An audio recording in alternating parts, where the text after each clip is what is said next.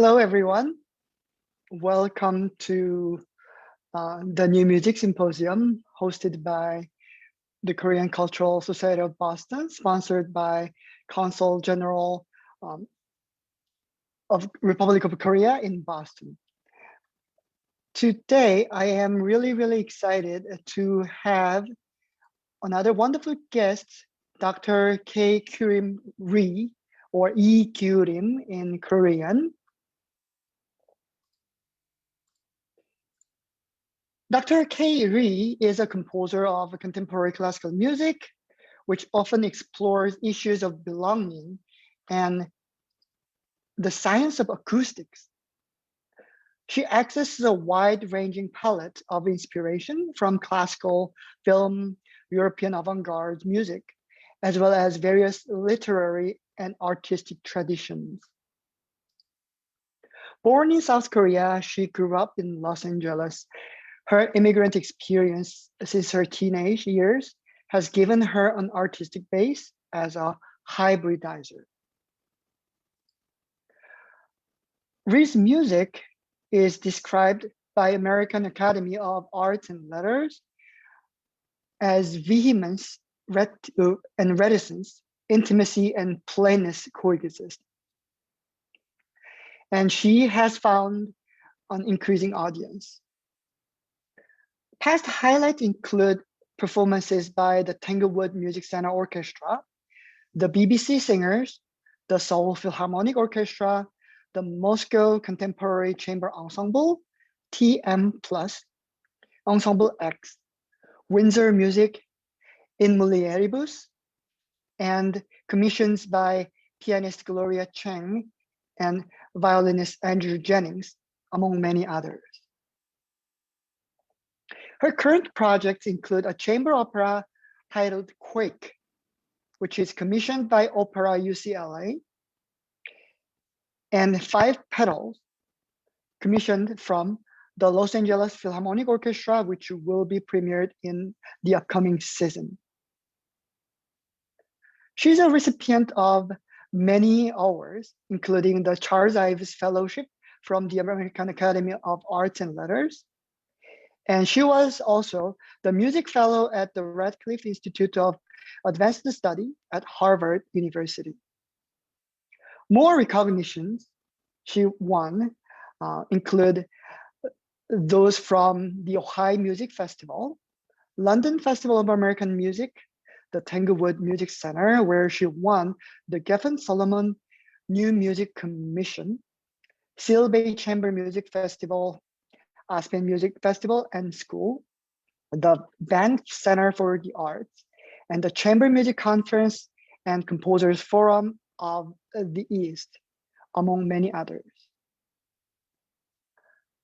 She earned her degrees from UCLA and her final degree at Cornell University, and currently teaches composition and theory at her alma mater, UCLA, as assistant professor of music. So without further ado, please join me in welcoming Dr. K. Rhie. And I'd love to ask a question to begin with. So if I read it correctly, you get inspirations from issue of belongings, the science of acoustics, and various literary and artistic traditions. And it's a very interesting combination to me. So could you elaborate a little bit? Yeah, thank you, Texas, for first of all, the beautiful introduction and giving me the platform to talk about music, and for all the attendees for taking the precious time to be here. I described my inspirations as some simple twofold ideas, but it's really many things, because I think any creator would be really concerned with what to say and how to say it. So what comes from many different source materials, right? I read a lot for various things that I resonate with, but also certain life events and an outlook on life. I think all gets translated into the musical parameters when I write music. How I say it is slightly different thing. I've been fascinated with how composers actually put together disparate materials together to make something beautiful. I've started composing a little bit later in life than a lot of other composer colleagues that I've known. So how one says things was of great interest to me as a young composer. And sometimes how you say it actually becomes the essence of the piece. For example, I would look at the old pieces of music, and then the piece that you played in the background as the session began, I don't know if many of you were able to catch it. It was a response piece to the Bach famous Prelude in C. And what fascinated me was the perpetuum mobile idea, that the motion that doesn't stop. It's almost like a music box that keeps going.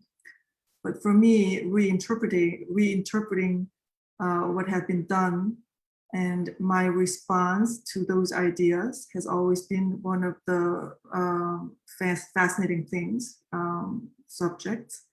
But also I think my experience as an immigrant, where most immigrant children go through at some point in their growing up experience in America or in any other country outside of the land that they were born in, I think go through the search for, where do I really belong? Do I belong here? Do I belong there? Or is it important that I belong somewhere? So these sort of searches are, I think, essential to who I am. And also it gives me a little bit of a freedom to be a fence sitter. I'm on the fence all the time, and I can therefore look at both sides of the fence and somehow create a hybrid, not A or B, but something that looks like a C. But that's also personal. So that's been one of the inspirations for me over time. I don't know if that answers the question, but No, that did, and then that a lot of people who have similar experiences would definitely resonate with the idea of not really belonging to any particular culture or scene, or and then did all these experiences influence you when you grew up as a musician, when you develop your own voice? I think so.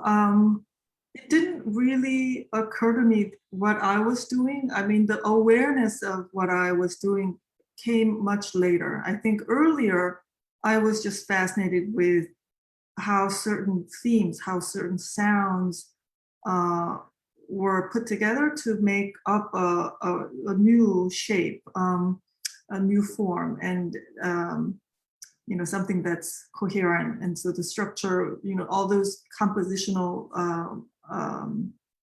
details were interesting. But why I was doing certain things and what was I indeed saying, it sort of dawned on me later. And it seems like I'm really interested in,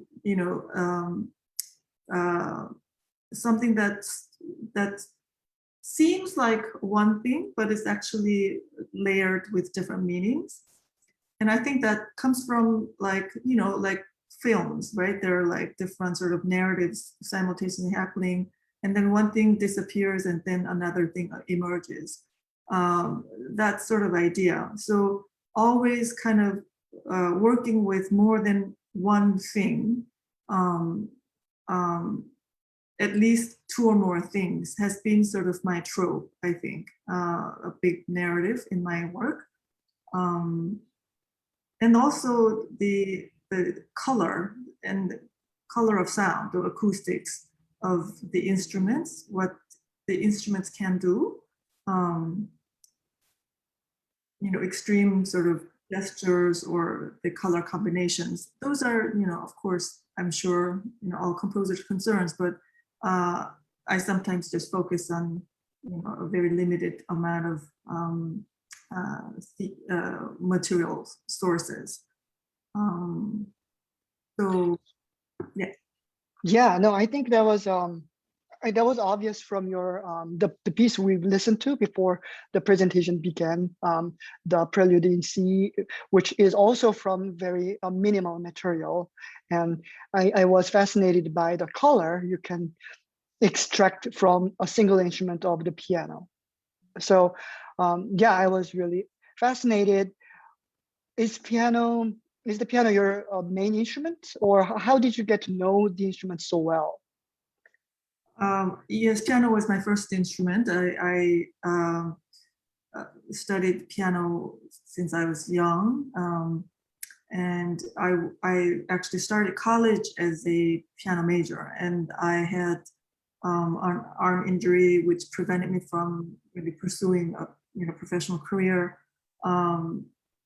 But I think all that experience of the piano literature also fed into my compositional language. I mean, I didn't study composition as a young musician, but all those amazing repertoire just, I think, taught me ideas about what sounds good. And, Bach, Chopin, Beethoven, all this literature repertoire, I think, became sort of the soil upon which my ideas grew. Yeah, I mean, that's all great. I think it would be beneficial for us to listen to some of your music at this point. So would you want to just pick a piece so that we can just listen to? Maybe we could listen to like one of the recent pieces called Serious Night Bloom. Okay. Trio written for clarinet, violin, and cello. It rhymes like a seriousness, but it's actually flower. So Sirius is a particular type of flower that only blooms at night. Like we can't see them blossom in the full blossom shape in the daytime. They only bloom at night. It was inspired. Maybe we could listen and then talk about it. Sounds great. Okay, everyone, this is Serious.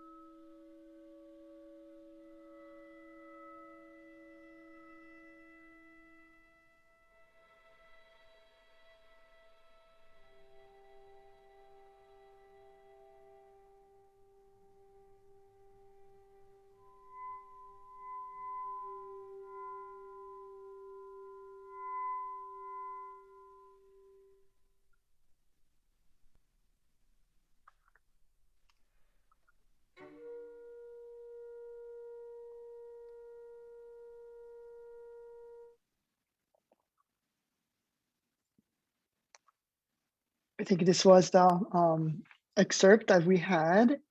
Beautiful music. I know this is not my make any comment, but you know, it doesn't have a piano, but it's still so colorful with all these intricate passages interwoven among each other. And yeah, the harmony, especially. I'm very curious about how you picked all these harmonies, but I'm sure you have some other things you want to talk about first about this piece. Oh, thank you for the kind words. It means a lot.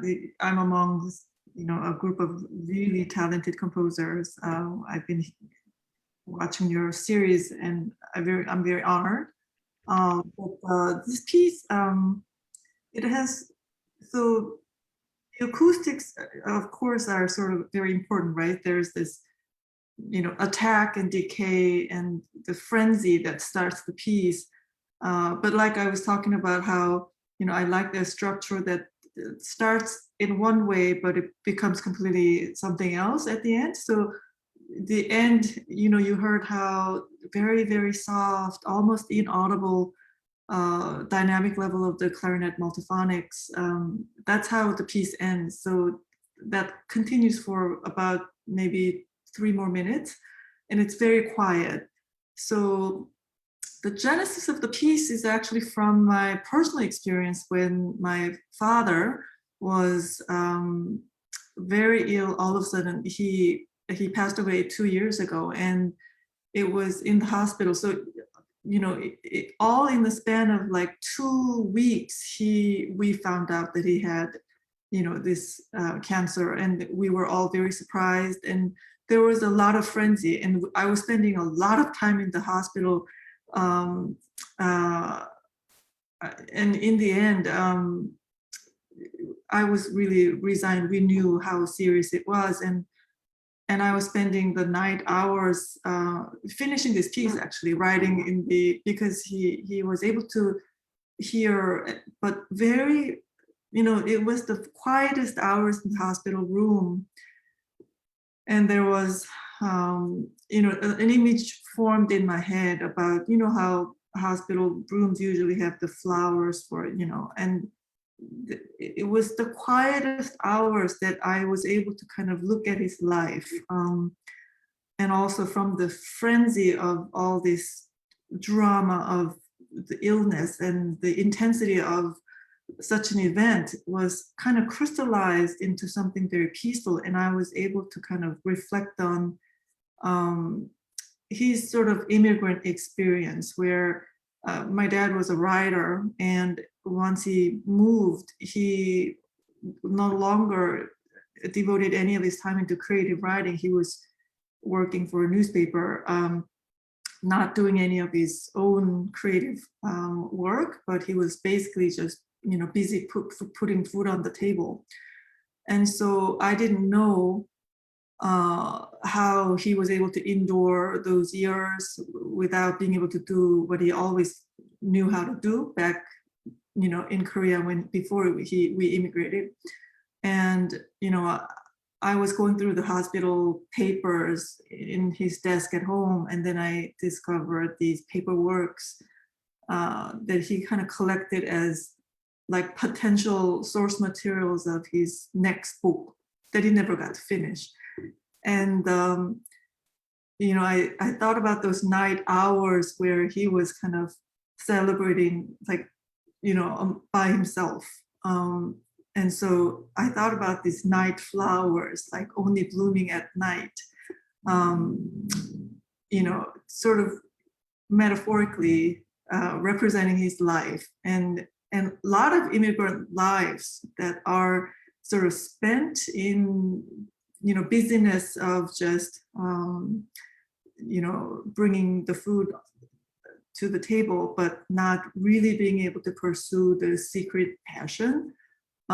So that was sort of my piece, like a personal program that I had in mind, because that also kind of gave me an impetus to end this piece very quietly, as if this is the quietest form of celebrating one's life. Wow. First of all, I'm so sorry for your loss. And thank you. Yeah. And yeah. And wow, such a heavy emotion you went through while writing a piece. No wonder I didn't know about all these details you mentioned, that, but suddenly it sounds even more emotional to me. Right. So you mentioned your father was a writer, and I am making some connection that you respond to lots of literary arts, have something to do with, I don't know, his, what can I say, gin that incorporates a lot of like literature and art. Do you also write by any chance? No, I wish I did. I mean, I do some in my personal time, and there was a short period of time I also worked as a newspaper journalist between my undergrad and graduate years. So it's like a 3-year stint, but I'm really out of practice. But, you know, creative writing, and also, you know, so many of what we do, I find such parallel to the other artists, like writers and visual artists.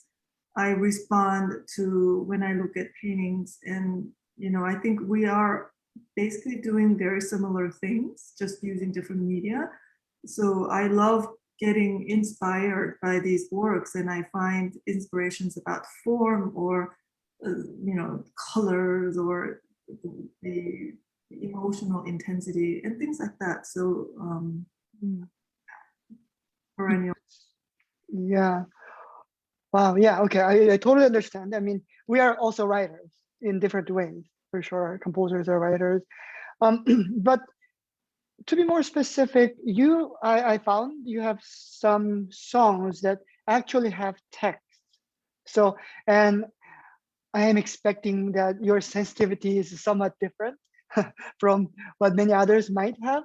So, are there some pieces with text or pieces that you interpreted text with that you wanted to share today? Sure, there is, we can look at a choral piece, or maybe, do I have a song cycle as well. Whichever that you have up, I can sort of explain looking at the score. Maybe if it's a song cycle, I will love to just introduce some of the poems that were. Sure. Sorry, I have right in front of me a song cycle. I hear the sound of trees, and I will just put the score on, and then you can just explain us what it is about. So if you can go back maybe a page or two, there's the text page. Yeah, this is like yeah, it's a song cycle about objects found in nature, or like one's relationship to nature. So a lot of us, you know, it's very natural for us to respond to, we get so much inspiration from around us, in the nature around us. So these are the poems that I sort of collected as having the same sort of themes of either like responding to what is happening out there in the world, and what is happening to me. How am I relating to nature or objects found in nature, and how does that reflect on my life? That was the theme. So there are three poems by, two poems by Walt Whitman, a famous poet, and then three poems by Archie Randolph Ammons. And Ammons was the English professor at Cornell University, and he was quite well known and beloved in the town of Ithaca, not to mention the entire, nation. The first poem that I really found attractive was number 2, Reflective. It's a very short poem, and it's almost like a palindrome shape. So it the way it starts, it kind of ends the same way. I found a Rhie that had a mirror in it, and that mirror, I'm reading the text in number 2, and that mirror looked in at a mirror in me that had a weed in it. So the it's a very short poem, but it's a perfect mirror shape, and I thought it was a very attractive setting. It's funny, and it's also about reflection, right? And as the title suggests, it's reflecting my life on a small weed that he found. So I set that song first, and then came Cascadilla Falls, which is actually an actual waterfalls in Ithaca.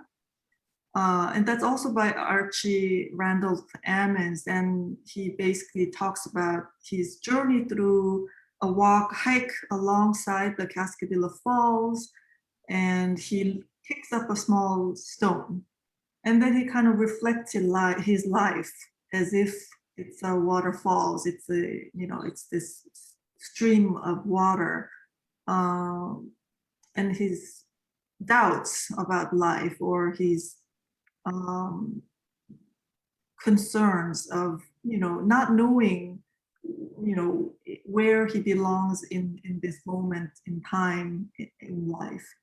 So it was a beautiful sort of a trajectory there. And then another setting by Ammons was number 5, Love Song. That's sort of my ending of the cycle piece. And the entire set, I mean, there are 2 Walt Whitman settings that are really about also reflecting one's life. The first one is about, the dark night and the stars that kind of open the space in our sort of emotional state to go a little bit inward after all the frenzy of the day's time. So, that's sort of the running theme of the song cycle. And the entire piece is sort of a mirror shape where, the third movement is the main central pillar, and the outer bookends sort of pan out, with the second and the fourth movement being sort of the interludes, and the first and the fifth movement sort of the bookends holding the piece together. So I kind of created a mirror shape, utilizing the idea of the reflection or the mirror. So it's about reflection of one's life, basically. So maybe you can listen to maybe 2, 3, and 5. Sounds great. Well, sure. So we will listen to the 3 songs based on Ammons. So this is the first one.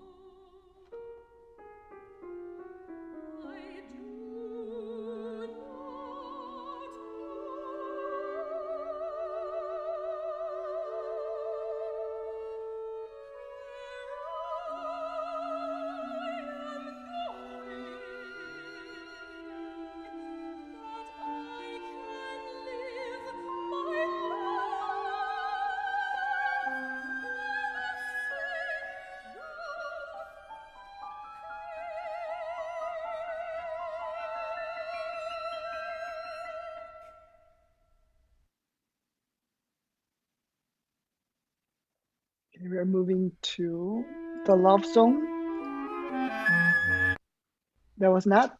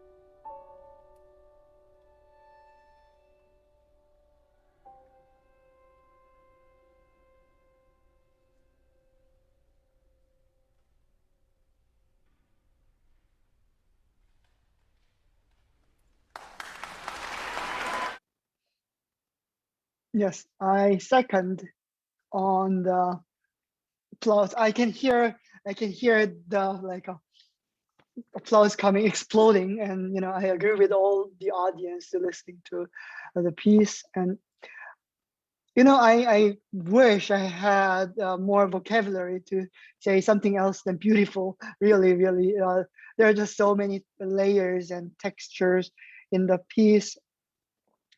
We do have one question from the audience today. Dr. Byung Kim is asking about the instrumentation. So as we see, the instrumentation is, it's written for flute, clarinet, violin, cello, and piano. How did you come up with this, oh, well, and the singer? How did you come up with the idea? The instrumentation is the flute, clarinet, violin, cello, and piano is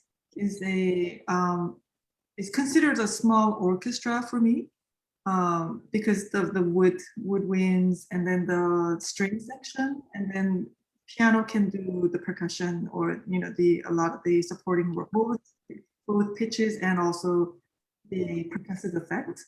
So the tradition comes from a piece called Piero Lumiere by an Austrian composer named Arnold Schoenberg, who wrote a piece, a very long, substantial cycle called Piero Lunaire.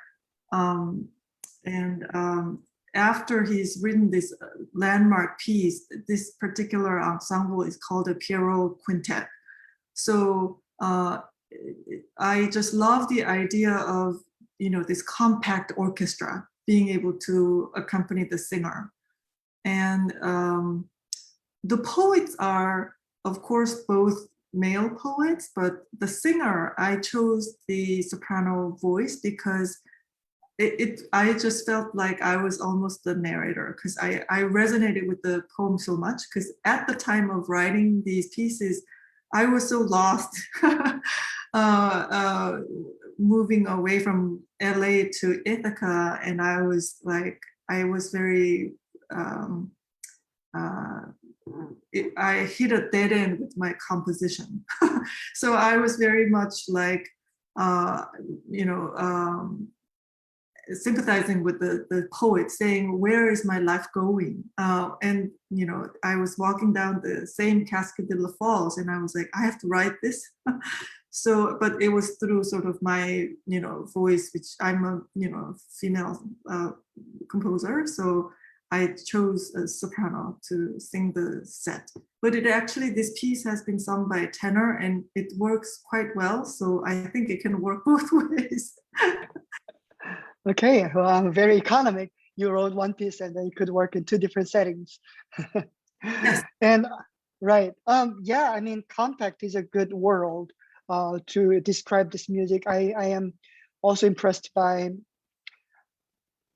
well, first of all, I can't imagine you being stuck with looking at this piece, because it's such a flowing piece. So I wouldn't be able to imagine your situation from the piece other than the text.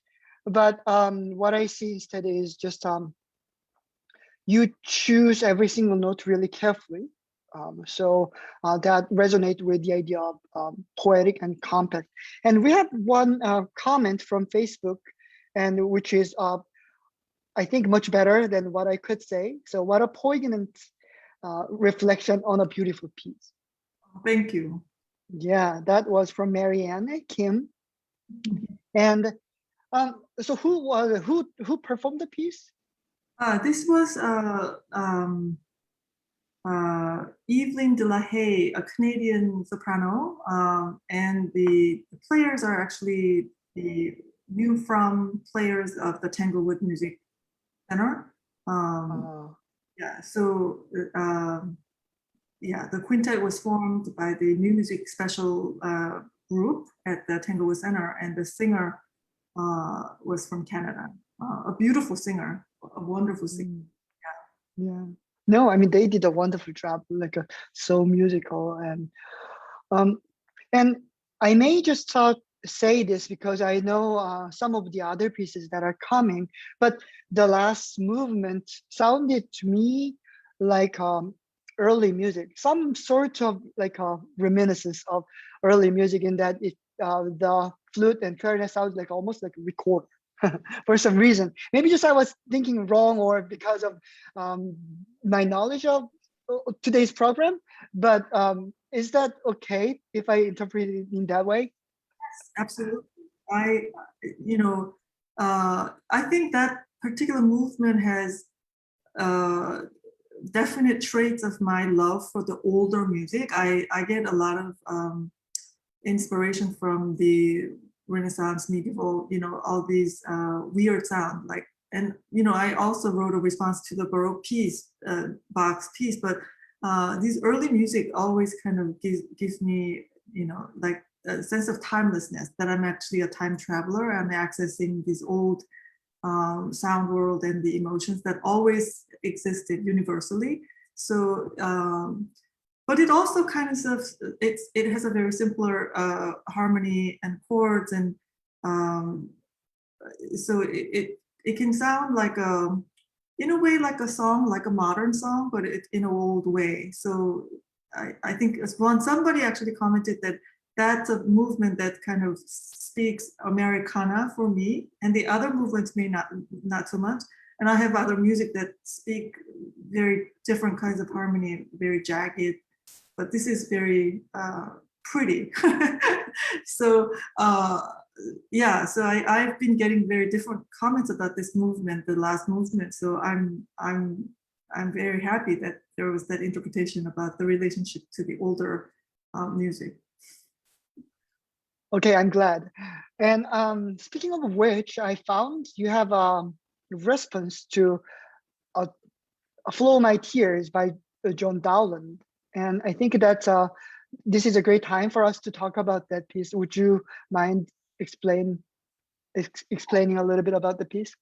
So this piece is, yeah, again, related to my inspiration. So how I got into composing was very much inspired by like encountering Stravinsky, because I was a pianist and there was not a whole lot of piano literature, by Stravinsky. I didn't know until like way later in my, undergraduate education. And when I heard his music, it was like a world turning upside down. That one can express such, raw and violent emotions. That was very new to me.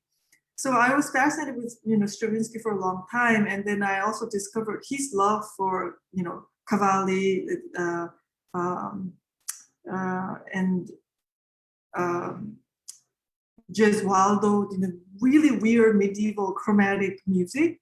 And so I was like fascinated with how one shares this love for looking back, right? And this common, like the Western canon between the Baroque and the Romantic repertoire, sometimes we're too familiar with it. So in search for the new, actually for me, like also resonated with, looking back to old. So this new and old kind of meeting was like a full circle for me. So I was looking at, these old tunes, and Dowland's tune is a very famous one. I'm sure a lot of people will recognize this tune if you hear it. So maybe you can like play the YouTube clip of the original Dowland lute music, and then I'll see, you'll see what I've done with my string quartet based on it. Okay, so let me just play the Dowland piece briefly first. Here we go. Flow, my tears, fall from your springs. Exile, forever let me mourn.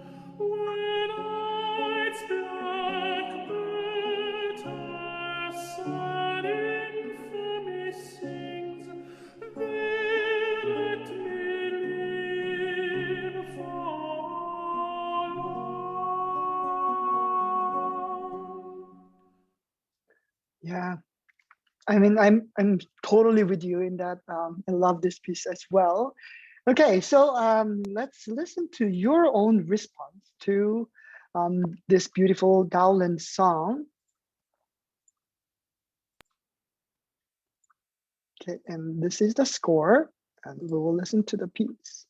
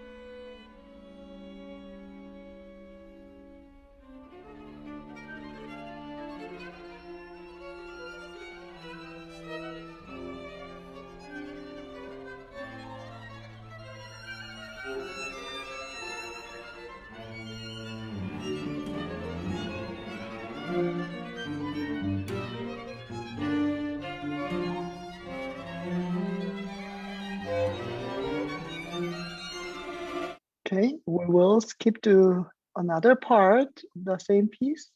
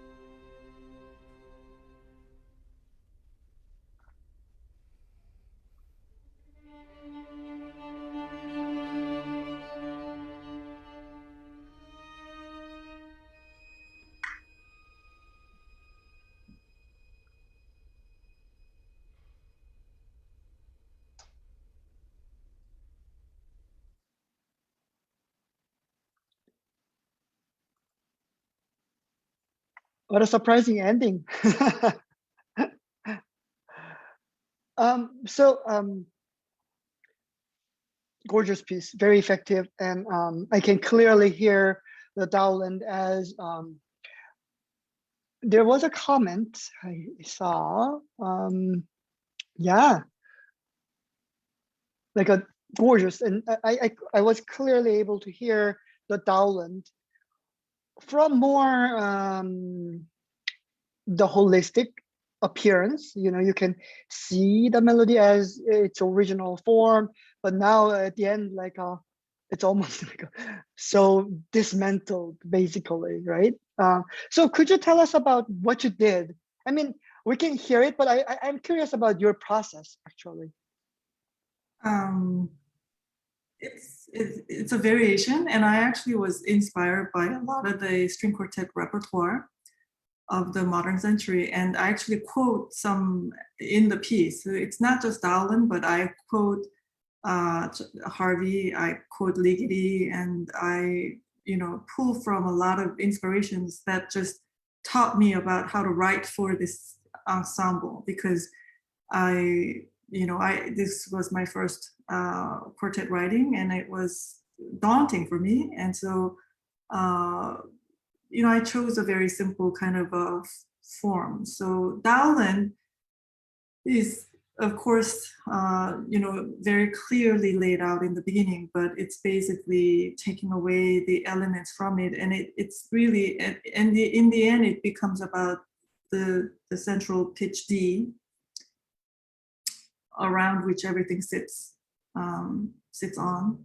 So it was sort of my way of like, it's no longer, I mean, it was an inspiration, but it's no longer there. So it's sort of the dissipation of the original material into something very new. Yeah. Yeah, now that you mentioned it, it kind of makes sense that, it's a great combination of old and super new, right? Somehow they are so well juxtaposed, and I can hear so many like interesting modern sounds as well. I think that was really interesting. What about the ending, like a D sharp? Why did it just move like a deviated from the tonic or the central pitch at the end? because it's really, in the end, it's about something else. And also I quote like Jonathan Harvey's harmonic language, and I think it's one of his ending too. So I kind of like deflecting away from, because you hear the D so much. There's so many harmonies and overtones on the D series. So the entire piece was based on what the D string can do, almost. So, and then I kind of end in a different way. So it's like everything's kind of going up in smoke, into, you know, something that's kind of veiled from what's been laid out before. Yeah, that makes sense. And you know, the way you describe it as well as the way it sounds are so poetic to me. You know, I studied chemistry, so what can I expect about from myself? But you know, like really, really beautifully laid out thoughts and the output as well, I think. Um, so speaking of more poets, I don't know, we have lots of other pieces we have today, but um, if I may pick, if you don't mind, I am curious about, well, let's move to the Arirang. That's a very short piece, and then we listened to a bit of it when in Jihae Chang visited us and present lots of Korean composers' music, and it was one of the gorgeous pieces she presented. And I'm picking this piece particularly because so far I've seen so many different inspirations or backgrounds or influences, but Arirang is the only Korean, explicitly Korean thing I can draw. So why did you even decide to write this piece?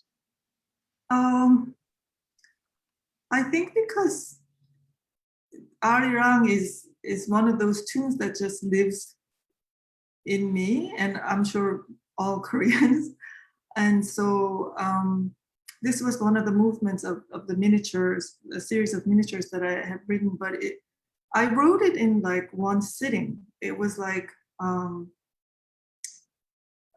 almost like a spontaneous writing. This was one of the few pieces I just didn't even make any revisions. And that's very rare for me because I revise and revise until, I don't know. But this just came out very naturally. So I recognized, you know, later on that I must have always wanted to do this. But of course, the way I did it is very veiled. I mean, I wrote melody on top, staff, and then I closed it, each of these notes with different chords and harmony surrounding it. So it's hidden, but the player is clearly able to see the entire tune of Arirang above the piece. So it's almost like you're singing this song, Arirang song, but with different chords. It's almost like a accompaniment of this Arirang tune. But to me, it sounded very natural, very audible, but other people have told me that they can't hear it. So it'll be interesting whether you hear it or not. Maybe the score being there would be helpful. Okay, sure. So let's just, yeah, sorry, go ahead. Dr. Chan gave a gorgeous performance of it, and everybody plays it slightly different. And so since she already performed it here, I wanted to bring in like another interpretation. Maybe it'll be less audible, the tune, or more audible. Yeah. Okay, sounds great. Let's see if we can hear the original tune.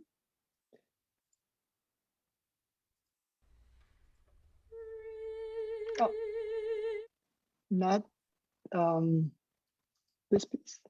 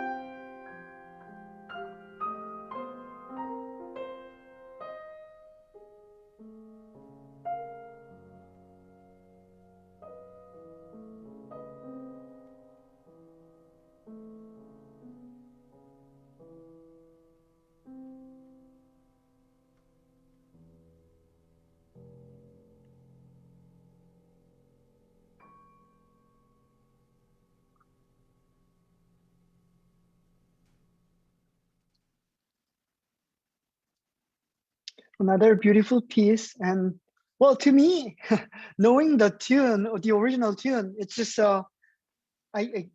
I cannot not see or not hear the tune. To me, I'm not sure how others would feel, but it's really, really obvious to me. Okay, good. So I'm very happy to hear that. I meant it to be heard, but they said I can't hear it. I almost a survey like, can I poll? Mhm. Right. I mean, I'm not sure how others would feel, but feel free to just chime in if you heard the tune, just to let us know so that, Dr. Rhie might be a little more confident about what she did. um, Also, I'm kind of mad that you wrote this like in one sitting, basically. This is so complex. The harmony is so, I don't know. I mean, how did you come up with this harmony? Just play, play, play, and then it just happened? What? This piece just happened in one sitting. I never went back. It's strange. It's strange, right?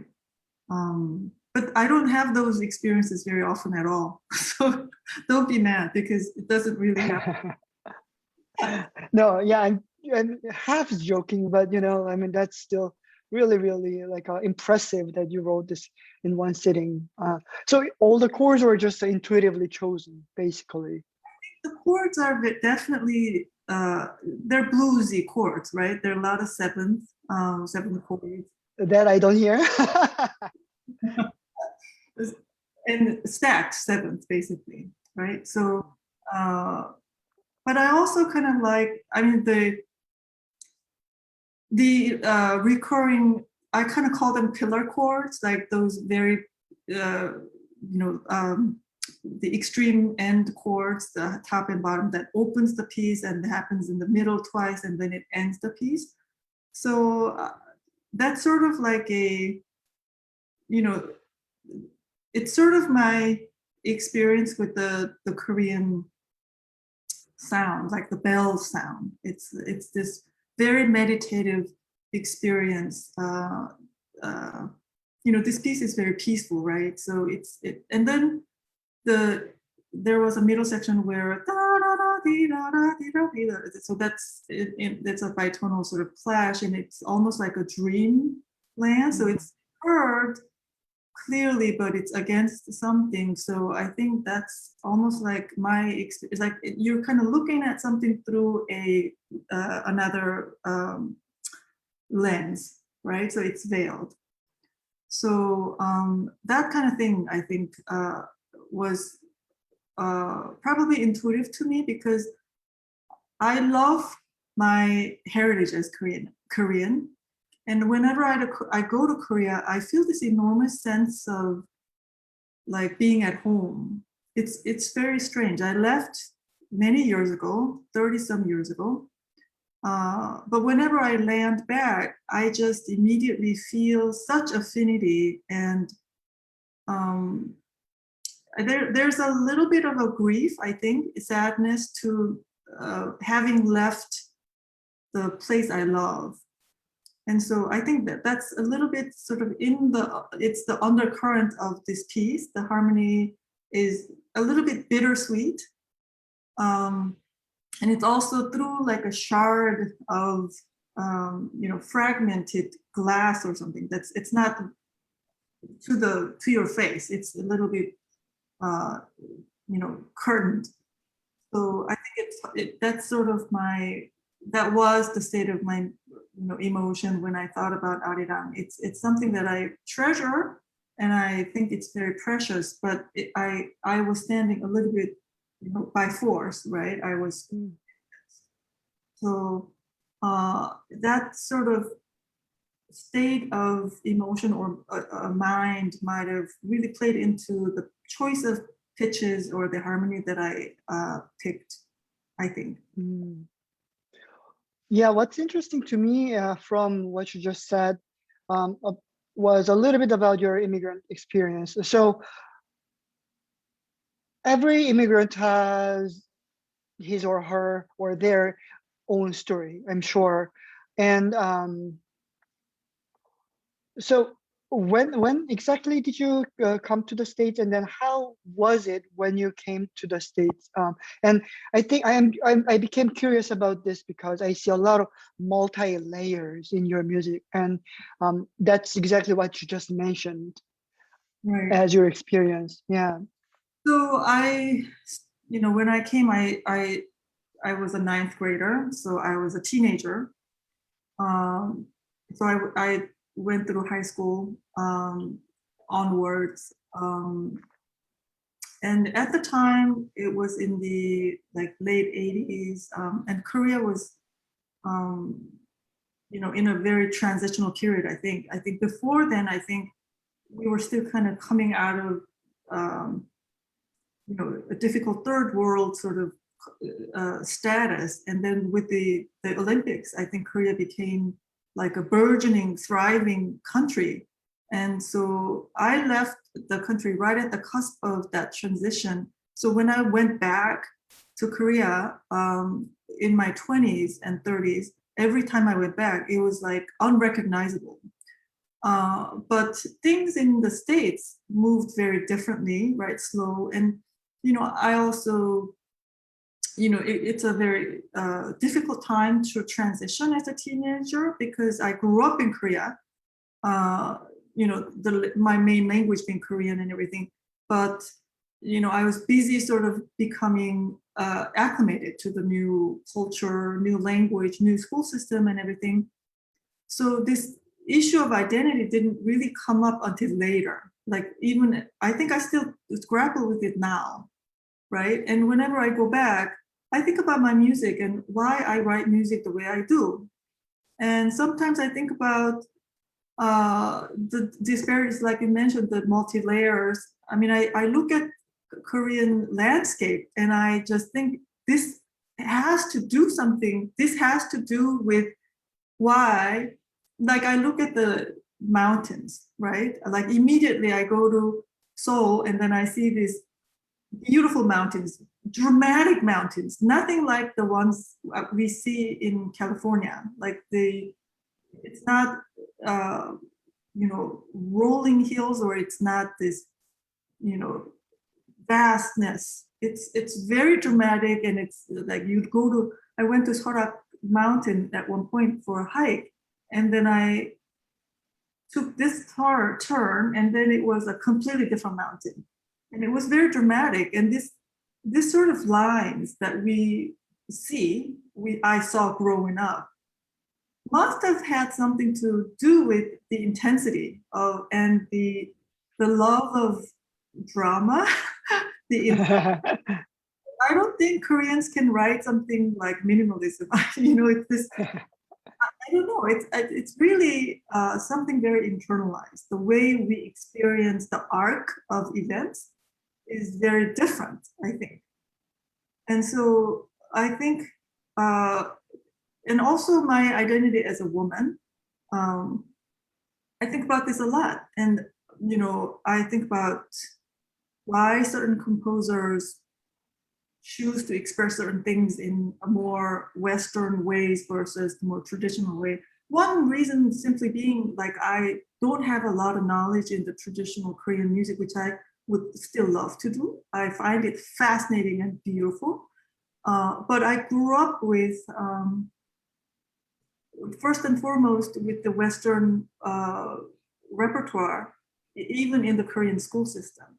Our music textbooks had these German songs and these folk tunes, and a little bit about the Korean traditional music. And each classroom had like a piano or organ, right? These are Western instruments, and we became so accustomed to the Western scales before we got introduced to the pentatonic scales of our traditional music and so on. So for me, it's like, what is my first musical language is probably the Western language. That's sort of the basic material, but how I do it. So what and how are two different things. But how I say certain things, I think, has a lot to do with my Korean background. the intensity, or yeah. So it's a fascinating topic that I perennially go back to. But I don't know how I got to this topic. Am I answering your question? I forgot my own question, but this was just a so insightful and fascinating talk. So no, I mean, wow, yeah.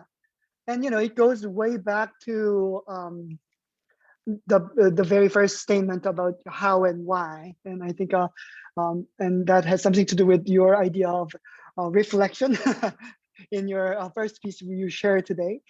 Dr. Byung Kim has a question. In your music, do you want to capture immigrants' sense of loss? Like, as opposed to belonging, it could be interpreted as not belonging. Or do you want to still instill some hopes or transcendence beyond the loss? Maybe both, but what is the message? Yeah, that is in other words. captured. I think you're absolutely right. My reason for exploring the issues of belonging is because I exclusively don't belong anywhere. And my adult life was really coming to peace with that fact that it's okay to not belong anywhere, that I'm just passing through. And yes, there's the definite sense of loss. But on the other side of the coin is that we transcend, right? And it liberates us that we are a citizen of the world, the humankind. Human experience is always universal. But again, there's something very inherently Korean and about me, and I will always go there, I think. And I'm kind of looking forward to exploring more of the beautiful, enigmatic Korean sound in the future. I hope to do that. But I'm actually I feel kind of free to choose, as anybody should, right? So that's there are trade-offs, I think, where I stand. So there is that definite sense of loss for sure. And Dr. Byung Kim captured it so beautifully. You just saw right through what I always kind of, I think, end up saying. Yeah. Yeah, well, excellent conversation. I think this is a good time to talk about your upcoming project, because one of them had something to do with this type of emotion and message. So could you talk about those pieces? Yes. One of the upcoming projects is my chamber opera called Quake. So I spent about 15 years in the East Coast, and then I moved back to Los Angeles to start teaching at the university here in Los Angeles. And when I was commissioned by Opera UCLA to write a chamber opera, I immediately thought about, and they asked, do you have something that has to do with Los Angeles? And I thought hard about what Los Angeles can be. And it was a home to me for a very long time before I moved away. But what does a home mean in Los Angeles? So I kind of thought about this a lot. And then Los Angeles is a city where, hopeful stars flock to. So it's a city of glory, but it's also a city of hopes dashed, right? There are not too many people who actually rise to the stardom, but there are many star hopefuls, right? But also it's a land where it's very unstable, and there are a lot of earthquakes, and so the title Quake, meaning like I wanted to kind of portray this story about people wanting to reinvent their lives, kind of recreate their lives in Los Angeles. So I actually ended up going to the old myth, the Greek myth of Odysseus. So Odyssey has an ending, right? So the whole entire myth is about Odysseus's journey back home to Ithaca, to his wife and family. Right, wife Penelope is waiting, and she has to fend off all these difficulties waiting for him, and it takes him many years, 17 years, I think, maybe it was more, I forget, but many years take him back, because Poseidon was really mad. The god of ocean was really mad at him because he killed his son Cyclops, and Athena, the goddess, actually helps Odysseus come back to Ithaca. So in my reimagination of this ending of Odyssey, Ithaca is Los Angeles, and Penelope is, the modern day woman who's really mad at Odysseus, modern Odysseus, who's left her. So she's a divorce lawyer in LA, and Otis is trying to come back. He's been busy making a career as a songwriter. And then he's now weary. He wants to come back to his wife. But, the gods are not happy. So Athena is actually a goddess living among the humans, and she's actually a diva singer. She's a real goddess, but, posing as a singer. So it's a comedy. It's actually a comedy. And Sa is this cafe owner, barista, who's friends with, Penelope, and also Athena and Sai always kind of bicker about, I'm not going to let Otis come back. So it's like a comedy, but then it's actually a love story. They want to reunite, but they're up against, these past. So it's about and then Otis realizes in the end, home is not Los Angeles. It's with Penelope. It's with her. It's not a place. Home is not really a place. So that's what I wanted to say. So the story arc is kind of, reinvented sort of ending of the Odyssey. And I have a short, they're rehearsing right now the opera. Because of the pandemic, they couldn't rehearse together, so it's been delayed. And so the singers are rehearsing right now to learn the piece. So I don't have a recording professional, it's not staged yet or anything, but I have a vocal piano workshop that I had some singers read through, so I can share end of scene 1, where Athena is interacting with Otis. So Athena is like a hidden helper behind Otis's return. So she hires Otis to write a new song for her debut, return debut album. But Otis didn't know this, right? So he thinks he can sort of, be witty and get on our good side. But Athena says, no, you're doing me a favor. I'm actually helping you come back. So there's a little bit of interesting dialogue between Athena and Otis. So that's the read through. It's not a professional, I apologize. It's not like a polished performance, but I do have a reading of that ending aria of Athena, basically telling Otis to know your place. This is not anymore men's world. It's also about a feminist sort of statement. So we can maybe share that bit of the opera. Sure. Yeah. And because of the time, probably we will end our session with listening to the excerpt. But before it, could you also tell us about the other piece that you're writing? So, I didn't realize. I'm sorry, I didn't keep track of the time.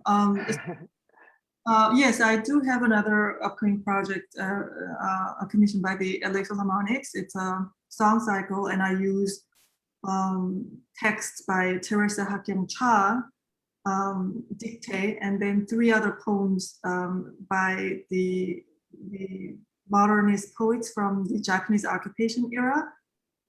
And then the modern Korean poet Hae-sun Kim, all about sort of the displacement. right? So they all kind of talk about, where is my home? I live here, but I don't really belong here. For the, Kim So-wol and Lee Sang-hwa, these are famous poems that we all know. Their land is taken over by the Japanese people. And Teresa Hakim-cha, she was Korean American, and it's her sort of look into her identity, search for identity. I'm so sorry, I didn't keep track of. No. I mean, no, that was just so engaging, and it didn't feel like even an hour so far. So thanks for your great presentation and talk, inspiring talk.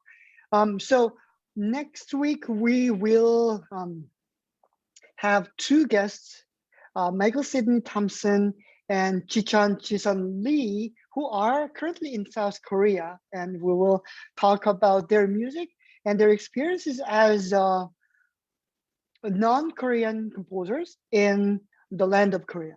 So that would be a different way to think about immigrant experience. But again, let's give an applause to Dr. Carey. Thank you, Korean Cultural Society of Boston. And thank you, Dr. Taek-soo Kim, for a wonderful session. It was such a privilege and honor to be with you all. Yeah, and as I always say, everyone stay safe and stay musical, and then we will see next week. Okay, and then I will play the piece.